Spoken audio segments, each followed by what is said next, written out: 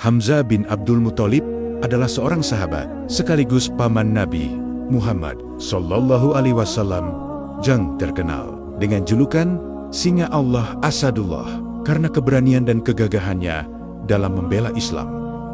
Lahir di Mekah sekitar tahun 566 Masehi, Hamzah dibesarkan dalam keluarga yang mulia dan terhormat. Sejak muda dia dikenal sebagai sosok yang pemberani, tangguh dan memiliki jiwa satria. Pada awalnya, Hamzah mengikuti tradisi dan keyakinan masyarakat Mekah yang menyembah berhala. Namun, setelah Nabi Muhammad SAW diutus sebagai Rasul, Hamzah menjadi salah satu orang pertama yang masuk Islam. Keberanian Hamzah menjadi aset berharga bagi umat Islam di masa-masa awal penyebaran Islam. Dia tidak segan-segan untuk melawan kaum kafir Quraisy yang menindas dan menyakiti umat Islam. Salah satu momen heroik Hamzah adalah saat Perang Badar. Dalam pertempuran tersebut, dia berhasil membunuh beberapa pemuka Quraisy yang terkenal kejam, termasuk Ubay bin Khalaf. Keberanian Hamzah menjadikannya target utama kaum kafir Quraisy. Dalam Perang Uhud, dia dibunuh oleh Wahsy bin Harb, seorang budak yang dihasut oleh Hindun binti Utbah, istri Abu Sufyan. Wafatnya Hamzah merupakan kehilangan besar bagi umat Islam. Nabi Muhammad Sallallahu Alaihi Wasallam sangat berduka atas kepergian pamannya ini. Hamzah bin Abdul Muthalib dikenang sebagai salah satu sahabat Nabi Muhammad Sallallahu Alaihi Wasallam yang paling berani dan setia. Kisah kepahlawanannya menjadi inspirasi bagi umat Islam untuk selalu teguh dalam membela kebenaran dan menegakkan agama Allah Subhanahu wa Ta'ala. Berikut rangkuman kisahnya yang begitu menginspirasi. Sebelum lanjut masuk ke pembahasan utamanya, jangan lupa untuk bantu support channel Surga Firdaus dengan like, subscribe, dan tulis pendapat kalian di kolom komentar tentang kisah ini. Bismillah, mari kita mulai kisahnya.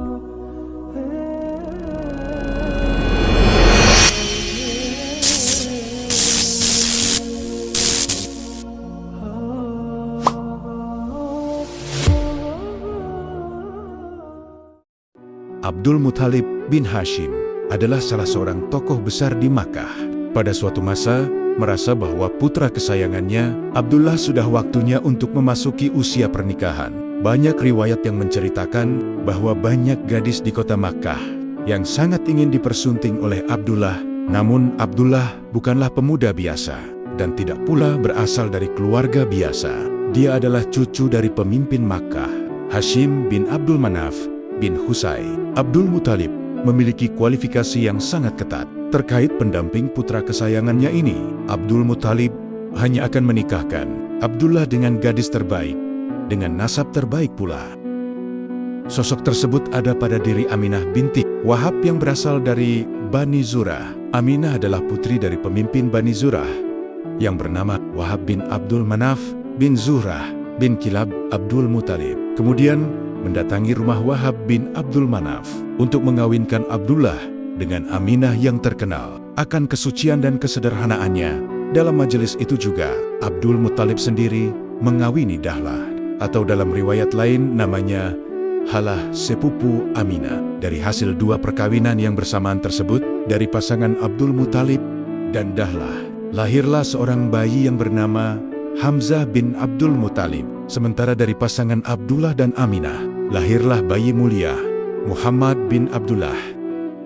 Kedua anak tersebut kemudian dalam masa pertumbuhannya disusui oleh wanita yang sama. Dia adalah Suwaibah. Dalam sebuah riwayat dari Barah binti Abi Tajrah, Ibnu Sa'ad dalam kitab Al-Tabakat Al-Kabir menyampaikan, wanita pertama yang menyusui Rasulullah Shallallahu Alaihi Wasallam adalah Suwaibah, yang merawatnya dengan susu putranya yang dipanggil Masruroh beberapa hari sebelum kedatangan Halimah. Dia telah menyusui Hamzah bin Abdul Muthalib sebelumnya dan Abu Salamah bin Abdul Azad Al-Makhzumi setelah Nabi. Jika mengacu kepada riwayat di atas, karena Hamzah disusui lebih awal oleh Suwaibah. Meski dalam riwayat lain banyak digambarkan bahwa Nabi dan Hamzah dibesarkan bersama dan mereka merupakan teman sepermainan semasa kanak-kanak. Tapi kemungkinan usia Hamzah sedikit lebih tua dibanding Nabi Riwayat lainnya yang menyatakan bahwa Hamzah adalah saudara sepersusuan Nabi disampaikan oleh Abu Mulaikah yang berkata, Hamzah bin Abdul Muthalib adalah saudara sepersusuan Rasulullah Shallallahu Alaihi Wasallam. Seorang wanita Arab telah menyusui keduanya. Hamzah sedang disusui oleh seorang wanita dari suku Bani Said bin Baker dan ibu susuan. Hamzah telah menyusui Rasulullah suatu hari. Ketika beliau bersama, diurus ibu susuannya Halimah. Berdasarkan riwayat-riwayat di atas, maka dapat disimpulkan bahwa Hamzah adalah paman, sekaligus juga saudara sepersusuan Nabi. Bahkan dalam riwayat lain, suatu waktu Rasulullah pernah ditanya, mengapa beliau tidak menikahi putri Hamzah yang terkenal akan kecantikannya. Beliau lalu menjawab, sesungguhnya dia adalah putri dari saudara sepersusuanku, dan tidak tahukah engkau bahwa Allah Subhanahu wa Ta'ala telah menetapkan perkawinan seperti ini haram karena kekerabatan. Demikianlah pada periode selanjutnya dalam pertumbuhan mereka. Kedua anak yang usianya berdekatan ini dibesarkan bersama dalam lingkungan kota Makkah. Mereka bermain bersama dan menjadi sahabat karib, serta menempuh jalan kehidupan selangkah demi langkah secara bersama-sama pula. Hanya saja ketika usia mereka semakin bertambah besar, mereka menempuh jalannya masing-masing. Hamzah mulai bersaing dengan teman-temannya untuk mendapatkan kelayakan hidup dan merintis jalan untuk memperoleh kedudukan di kalangan pembesar-pembesar kota Makkah dan pemimpin-pemimpin Quraisy. Sementara itu, Nabi Muhammad tetap bertahan di lingkungan cahaya rohani yang mulai menerangi jalannya menuju ilahi. Nabi Muhammad juga tetap mengikuti bisikan hatinya untuk menjauhi kebisingan hidup dan merenung. Beliau sedang mempersiapkan dirinya untuk menyambut dan menerima kebenaran. Meski kedua anak muda itu telah mengambil arah yang berlainan, tetapi tidak sedetik pun hilang dari ingatan Hamzah tentang kemuliaan sahabat, keponakan, dan saudara sepersusuannya itu. Hamzah masih tetap ingat bahwa Nabi Muhammad adalah orang yang bersifat lembut dan berakhlak mulia. Bahkan lebih dari itu semua, dia mengenal Nabi Muhammad sebagai orang yang jujur dan terpercaya, yang mana karena sifatnya ini, orang-orang di sekitarnya menjadi mencintai, menghormati, dan memuliakannya. Berbekal dari ingatannya yang tidak pernah lepas ini, maka suatu waktu nanti, Hamzah akan memiliki gelar yang melekat padanya hingga akhir zaman, yaitu sebagai Asad Allah, singa Allah, dan Sayyidusi Syuhada, pemimpin para syuhada, orang-orang yang wafat di jalan Allah. Hamzah bin Abdul Muthalib tumbuh menjadi pria dewasa yang gagah perkasa. Dia dikenal sebagai orang yang aktif, bertubuh kuat, dan ahli memanah. Hamzah memiliki kegemaran berburu. Dengan kesigapannya, dia mampu naik turun perbukitan dan pergunungan untuk mencari hewan buruan ketika matahari terbenam. Dia akan pulang kembali ke area pemukiman perkotaan untuk berkumpul bersama orang-orang Quraisy lainnya. Begitulah rutinitas keseharian yang dilakukan oleh Hamzah. Sementara itu, Nabi Muhammad pada usianya yang ke-40 diangkat menjadi nabi oleh Allah Subhanahu wa Ta'ala. Selama sekitar 3 tahun periode kenabian, Nabi Muhammad Shallallahu Alaihi Wasallam melaksanakan dakwahnya secara sembunyi-sembunyi, sehingga tidak banyak orang yang mengetahuinya, kecuali keluarga dan orang-orang di lingkungan terdekatnya. Meski demikian, bukannya para pembesar Quraisy sama sekali tidak mengetahui hal ini. Mereka tahu, hanya saja mereka tidak terlalu mengambil peduli. Mereka menganggap Nabi Muhammad hanyalah sebatas orang penyendiri yang suka membicarakan tentang Tuhan dan agama. Mereka menganggap Nabi Muhammad hanyalah seperti orang-orang generasi terdahulu semacam Ammar bin Nufail, Qus bin Saidah al-Iyadi, atau Umayyah bin Asi Syalat, orang-orang saleh yang mengasingkan diri dari keramaian dan meskipun memiliki pengikut, jumlahnya pun tak banyak, sehingga tidak menjadi suatu ancaman. Hingga turunlah wahyu kepada Nabi Muhammad Shallallahu Alaihi Wasallam yang berbunyi, dan berilah peringatan kepada kerabat-kerabatmu yang terdekat. Al-Quran Surah As-Syu'ara ayat 26. Ayat ini oleh banyak sejarawan Islam sering diartikan sebagai perintah awal untuk berdakwah secara terang-terangan setelah menyampaikan risalah kenabian kepada kabilahnya sendiri. Nabi Muhammad SAW kemudian mendapatkan jaminan perlindungan dari Abu Thalib pamannya.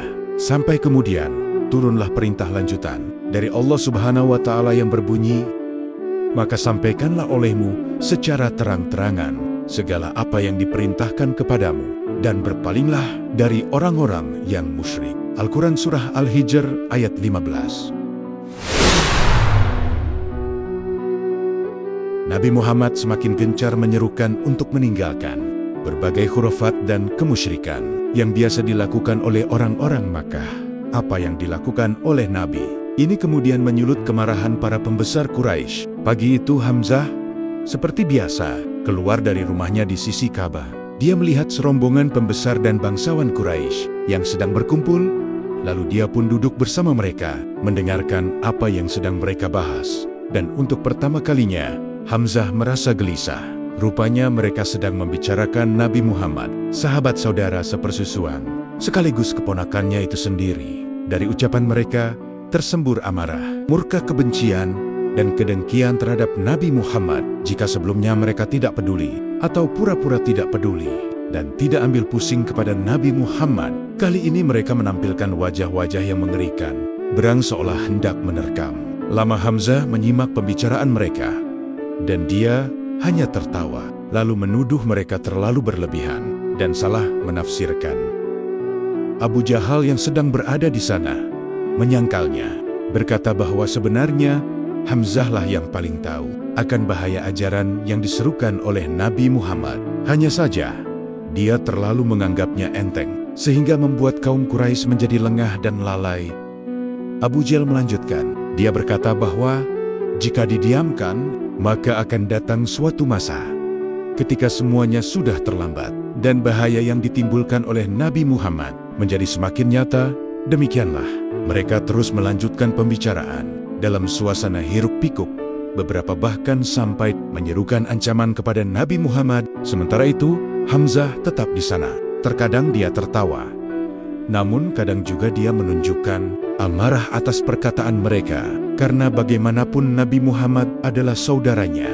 Dan ketika pertemuan itu usai, mereka bubar dan masing-masing mengurus urusan mereka sendiri.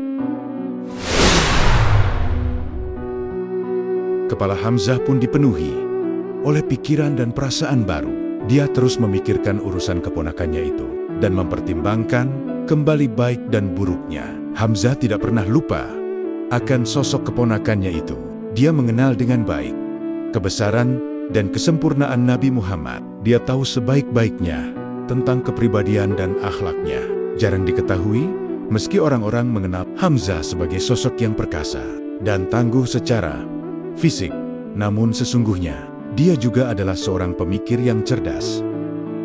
Dia juga dikaruniai ketajaman akal dan kemauan yang kuat.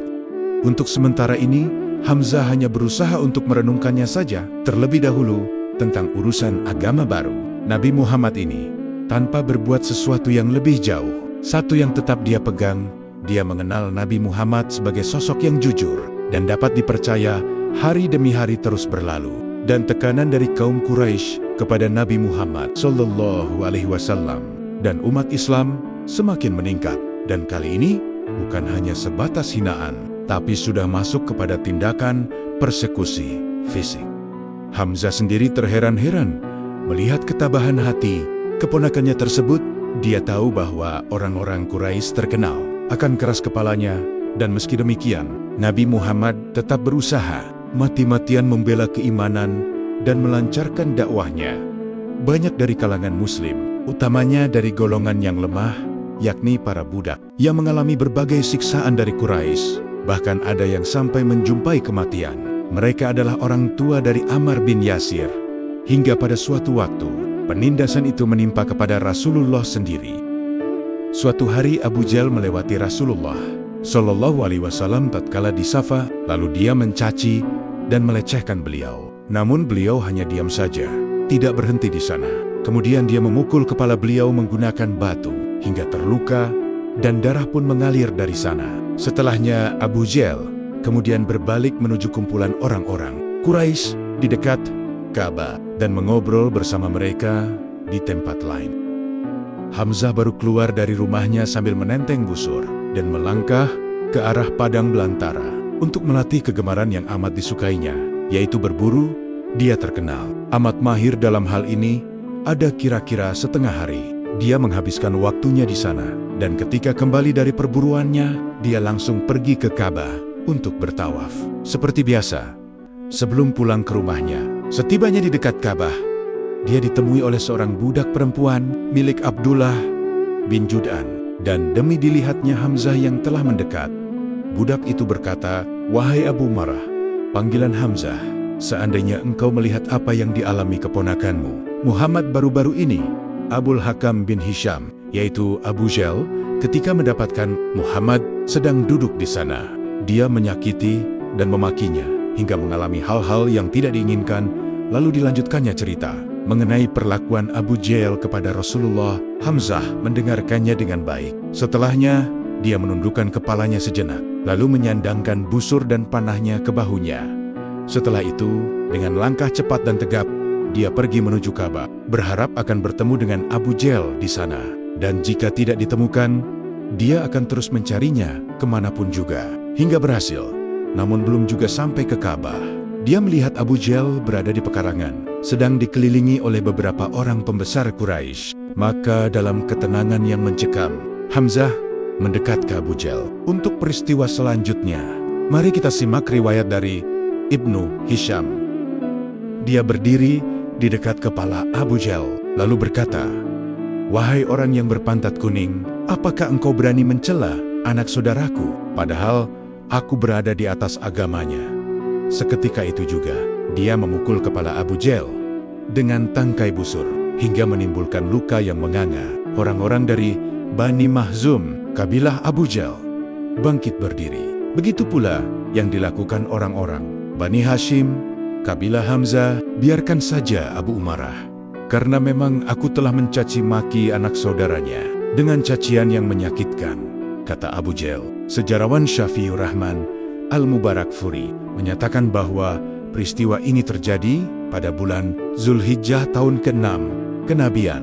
Sementara itu, Khalid Muhammad Khalid mengatakan bahwa meskipun Hamzah bersyahadat di hadapan Abu Jahal dan orang-orang Quraisy, pada waktu itu dia masih belum sepenuhnya masuk Islam. Karena usai pulang dari pertemuan tersebut, Hamzah masih merenung dengan dalam, mempertimbangkan berbagai hal tentang sosok Nabi Muhammad Shallallahu Alaihi Wasallam dan agama barunya. Meski demikian, Khalid menyatakan bahwa apa yang mendorong Hamzah masuk Islam adalah karena sosok Hamzah sendiri. Bukan hanya gagah perkasa, melainkan juga seorang pemikir yang berakal tajam. Jadi meskipun setelah syahadat, Hamzah masih memerlukan waktu untuk berproses. Namun dia masuk Islam karena memang melihat kebenaran di dalamnya, bukan karena persoalan kesukuan. Wallahu alam. Sejarawan Khalid Muhammad Khalid sebagaimana sempat menyatakan bahwa Hamzah bin Abdul Muthalib masuk Islam melalui proses berpikir dan perenungan, bukan sekedar karena persoalan fanatisme kesukuan. Setelah memukul Abu Jahal dengan busur dan Hamzah menyatakan keislamannya di depan banyak orang, para pemuka Quraisy menjadi gempar karenanya. Mereka menganggap hal ini sebagai sebuah bencana, sebab tidak menutup kemungkinan tokoh-tokoh besar Quraisy lainnya akan mengikuti langkah Hamzah. Hamzah kemudian meninggalkan banyak orang itu, memungut busurnya, dan berjalan melangkah pulang dengan tegap, namun dengan hati yang muram. Di rumahnya, dia duduk melepas lelah dan membawa dirinya untuk berpikir, merenungkan peristiwa yang baru saja dialaminya. Dia bertanya-tanya kepada dirinya sendiri. Memang dia telah menyatakan syahadat di depan umum, namun bagaimana sebenarnya cara seseorang untuk masuk Islam dengan benar? Dan dia pun mempertanyakan pula, apakah keputusan yang diambilnya itu benar? Sebab pada saat itu dia sedang dalam kondisi emosi dan marah. Hamzah mengingat-ingatnya lagi bahwa pada awalnya dia tidak rela jika keponakannya diperlakukan secara sewenang-wenang dan dianiaya tanpa adanya pembelaan. Oleh sebab itu, dia maju ke depan untuk membela Nabi Muhammad Shallallahu Alaihi Wasallam dan kehormatan Bani Hashim.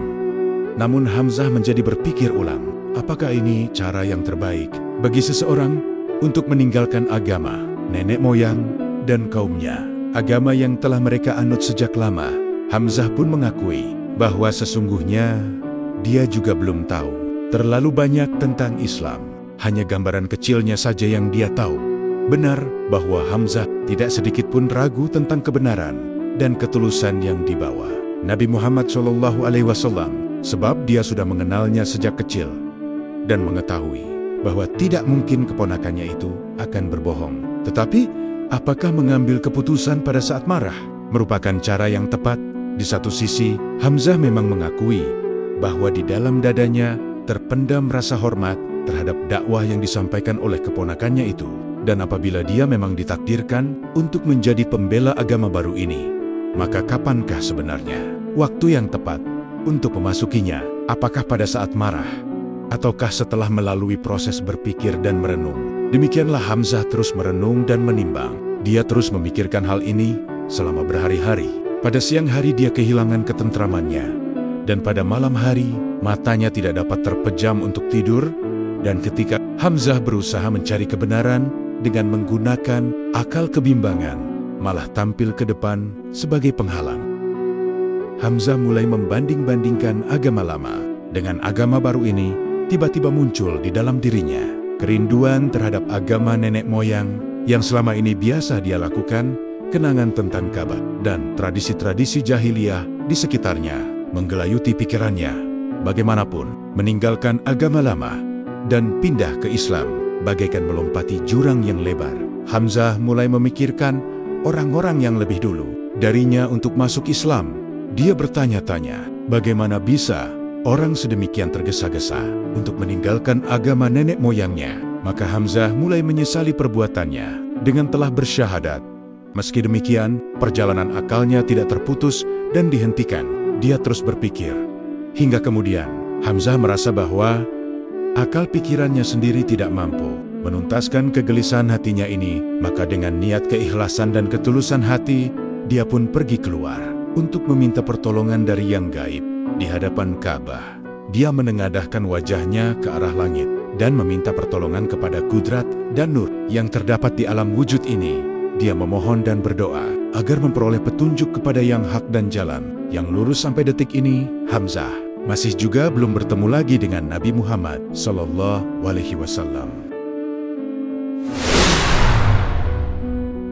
Hamzah bin Abdul Muthalib masuk Islam. Maka sekarang mari kita simak perkataan dari Hamzah sendiri mengenai kisah kelanjutannya.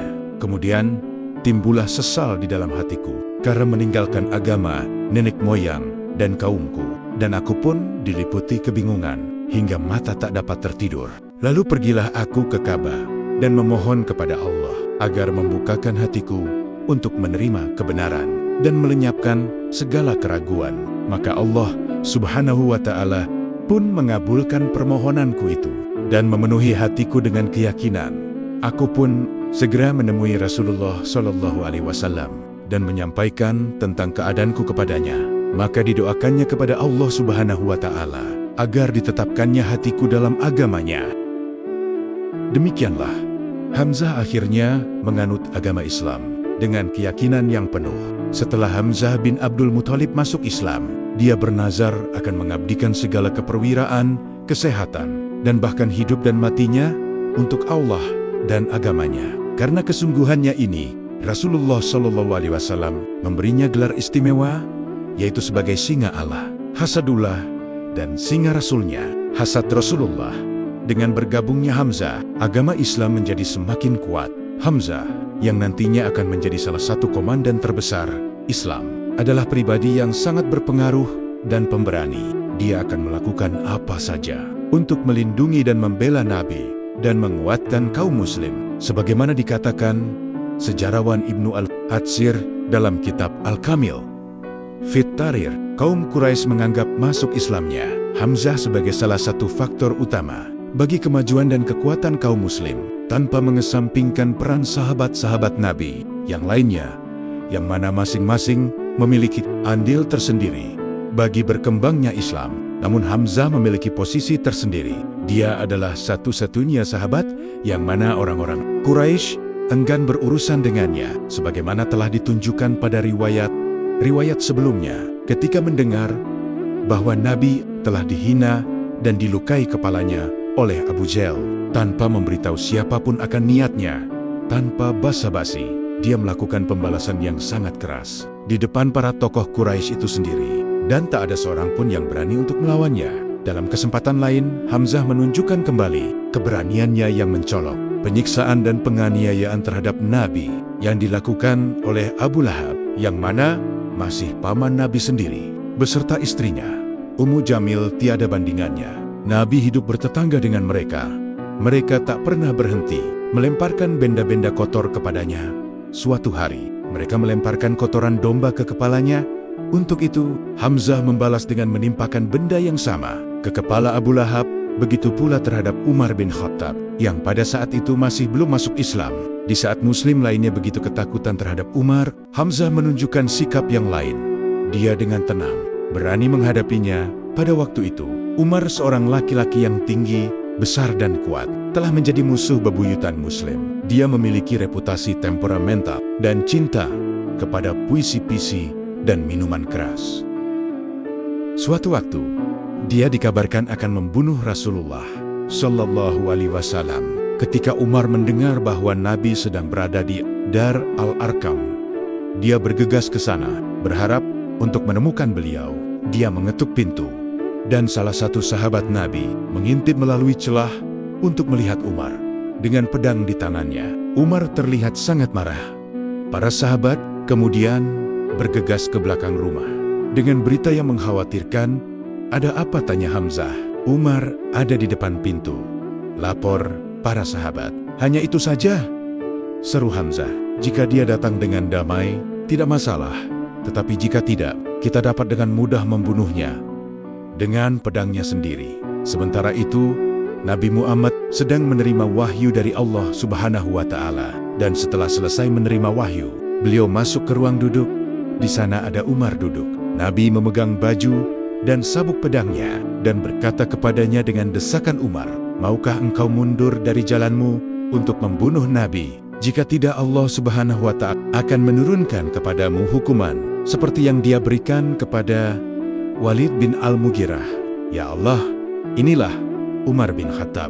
"Ya Allah, berikan kekuatan dan kemuliaan pada Islam melalui Umar bin Khattab ini." Yang setelah Nabi mengakhiri doanya, lalu Umar berkata, "Aku bersaksi bahwa tidak ada yang layak disembah selain Allah Subhanahu wa Ta'ala, dan bahwa engkau adalah utusan Allah Subhanahu wa Ta'ala." Mereka yang hadir di rumah itu berteriak, "Allahu Akbar!" begitu keras, sehingga teriakan mereka bergema di sekitar Ka'bah.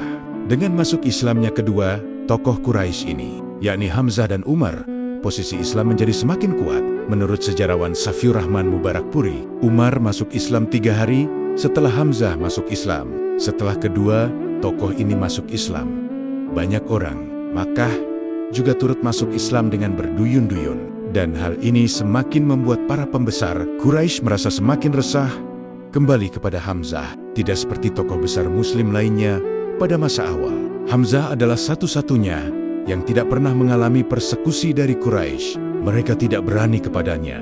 Bahkan, tokoh sekelas Abu Bakar dan Umar pun, selepas mereka masuk Islam, pernah mengalami persekusi juga dari Quraisy.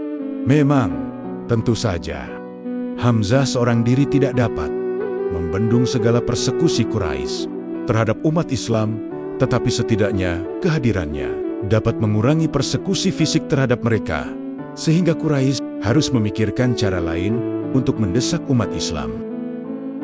Masuk Islamnya orang seperti Hamzah dan minat orang Quraisy yang berpandangan cerah terhadap Islam, ditambah dengan kebebasan yang dinikmati kaum muslim yang berhijrah ke Ethiopia, semuanya turut menambah kebingungan dan kecemasan para pembesar Quraisy. Mereka pun sangat kecewa karena kegagalan rencananya. Karena itu mereka memikirkan rencana baru mereka, memutuskan untuk menerapkan blokade ekonomi guna menghadang penyebaran dan penyiaran Islam, serta mengekang kegiatan pendiri dan pengikut agama ilahi itu.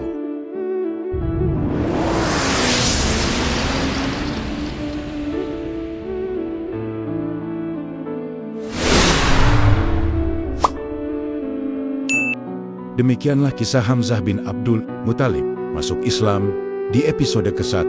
Kita akan lanjut ke episode berikutnya. Jika banyak yang request, mohon bantu support channel Surga Firdaus dengan like, subscribe, dan tulis di kolom komentar jika ingin dilanjutkan kisah ini. Akhir kata, wassalamualaikum warahmatullahi wabarakatuh.